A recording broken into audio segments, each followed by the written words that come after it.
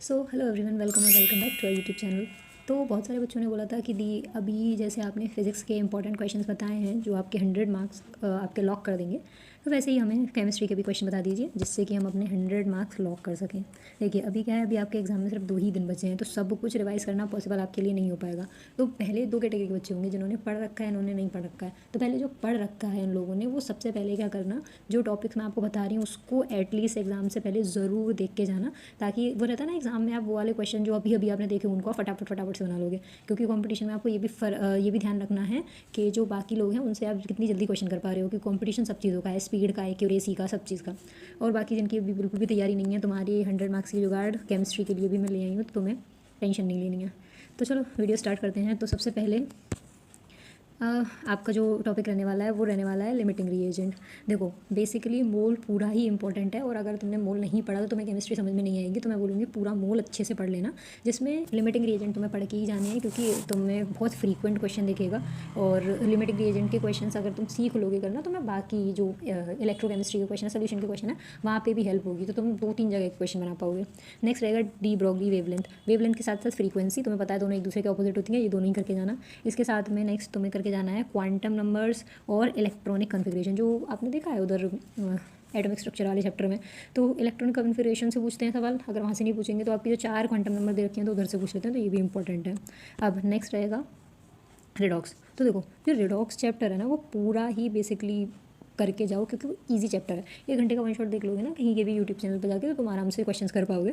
तो पूरा चैप्टर कर लेना। और अगर नहीं भी करना है तो उसमें से एटलीस्ट एन फैक्टर निकालना सीख लो। उससे क्या रहेगा, तुम रिडॉक्स पे 2 तरीके क्वेश्चन आते हैं, या तो तुमसे ऑक्सीडाइजिंग और रिड्यूसिंग पूछ लेगा एजेंट, या फिर तुमसे उसको बैलेंस करने की बोलेगा। तो अगर तुम एन फैक्टर निकालना सीख जाओगे तो तुम उसको बैलेंस भी कर पाओगे, और ईजिली ऑक्सीडाइजिंग कौन है इसमें से रिड्यूसिंग कौन है वो भी आराम से बता पाओगे। नेक्स्ट क्वेश्चन रहता है तुम्हारा स्पॉन्टेनिटी का। तो स्पॉन्टेनिटी निकालना तुम्हें आना चाहिए, बहुत पूछते हैं उसमें भी। मतलब गिव्स फ्री एनर्जी एक कॉन्सेप्ट है, उसके बेस पे तुम स्पॉन्टेनिटी निकालते हो, तो ये देख लेना।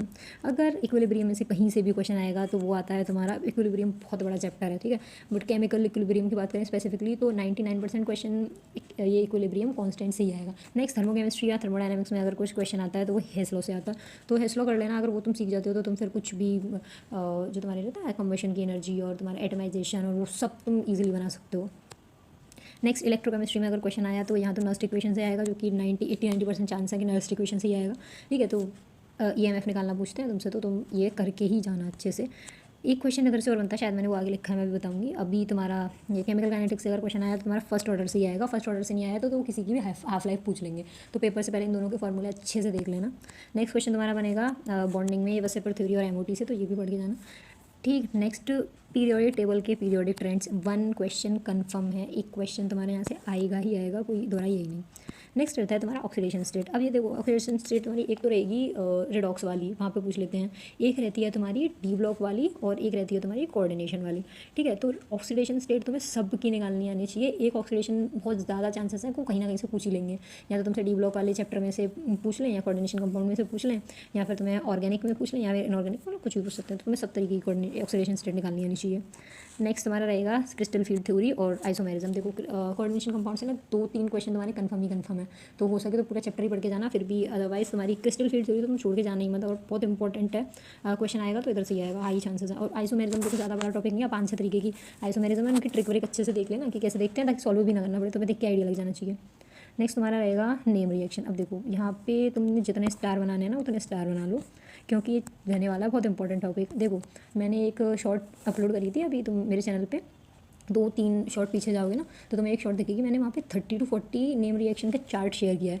उनका वहाँ पे जाके स्क्रीनशॉट ले लो, अभी जाओ, सीरियस सोच के मतलब वीडियो खत्म होती ही तुरंत जाना और वहाँ पे उनका स्क्रीनशॉट लेना। स्क्रीनशॉट लेके अभी एक A4 शीट निकालो ब्लैंक, और उस पर वो 30-40 रिएक्शन जो मैंने वहाँ पे शो करी हैं उनको अपनी A4 शीट पे लिख लो, और उनको कम से कम 8 से 10 बार पढ़ लो, ठीक है। 3-4 बार आज पढ़ लो, 3-4 बार कल पढ़ लेना, पेपर से पहले 1-2 बार पढ़ लेना, ठीक। क्योंकि नेम रिएक्शन अगर तुमने अच्छे से याद कर ली तो तुम 5-7 क्वेश्चन फटाक से बना दोगे ऑर्गेनिक के आराम से। 5 क्वेश्चन तो बेयर मिनिमम बता रही हूँ, आराम से बनेंगे, ठीक है। सॉल्यूशन से अगर कोई क्वेश्चन बनता है तो अगेन फिर वो 90% चांसेस रहते हैं सॉल्युबिलिटी से ही पूछते हैं।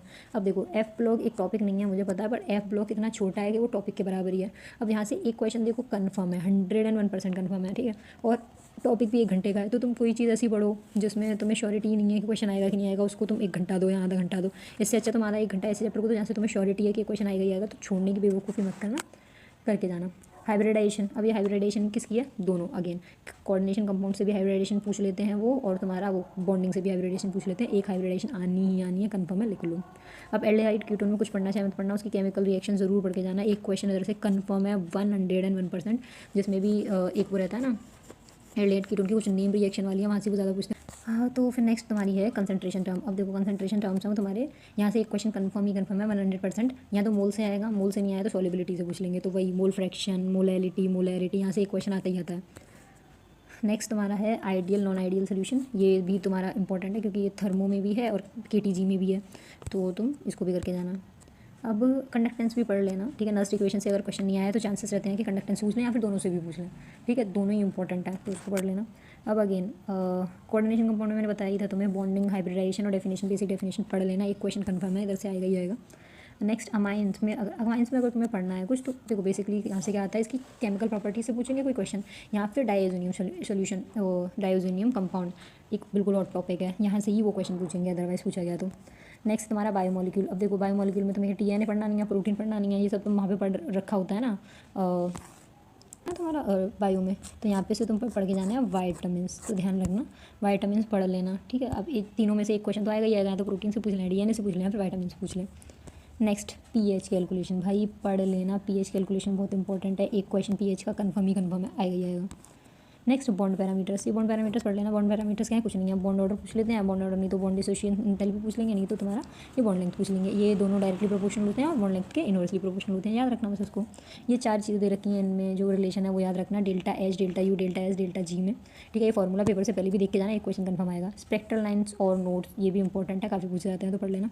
जीओसी में देखो अगर तो बहुत बड़ा टॉपिक है जीओसी, बट कुछ जो तुम्हें लास्ट टाइम पे पढ़ के जाना ही जाना है वो है एक्सपेरिमेंटल पार्ट ऑफ जीओसी, जो एनसीईआरटी में लास्ट में 2-4 वो दे रखे हैं, फ्रैक्शनल डिस्टिलेशन और ये सब टॉपिक जो दे रखे हैं, इसको एक बार जरूर से पढ़ के जाना, एक क्वेश्चन इधर से कंफर्म है। Next chemical bonding. अब देखो केमिकल बॉन्डिंग अपने आप में एक चैप्टर है, लेकिन मैं बोलूँगी केमिकल बॉन्डिंग अच्छे से पढ़ लो, उससे क्या फ़ायदा होगा तुम्हें कि यहाँ से ना 2-3 क्वेश्चन, वैसे 4 भी बना सकते हो तुम इवन, अगर तुम्हें बॉन्डिंग क्लियर है ना तो तुम इनऑर्गेनिक केमिस्ट्री के 4 क्वेश्चन आराम से उड़ा सकते हो। अपने एक्सपीरियंस से बता रही हूँ, मतलब तुम्हें कुछ भी नहीं होता, जैसे पी ब्लॉक का कोई क्वेश्चन नहीं आ रहा, तुम बॉन्डिंग का कॉन्सेप्ट लगा के बना सकते हो भाई पी ब्लॉक का क्वेश्चन। तो केमिकल बॉन्डिंग अच्छे से पढ़ के जाना, ताकि तुम 2 से 3 क्वेश्चन इधर और तुम्हारा नेम रिएक्शन की 2 टॉपिक से 10 क्वेश्चन बना लोगे तुम, ठीक है। तो 40 क्वेश्चन तुम्हारे वैसे ही हो गए सूखे सूखे। अब जो मैंने इतने टॉपिक बताए इनको कैसे भी करके दिन रात जग के कुछ भी करके पढ़ लो, ख़त्म करो, और ऑल द वेरी बेस्ट यार। अच्छे से एग्ज़ाम देके आना, कोई दिक्कत हो तो पूछ लो अभी कमेंट वगैरह में, बस एग्ज़ाम अच्छे से देके आना, फिर बताना कैसा हुआ। Okay, bye bye.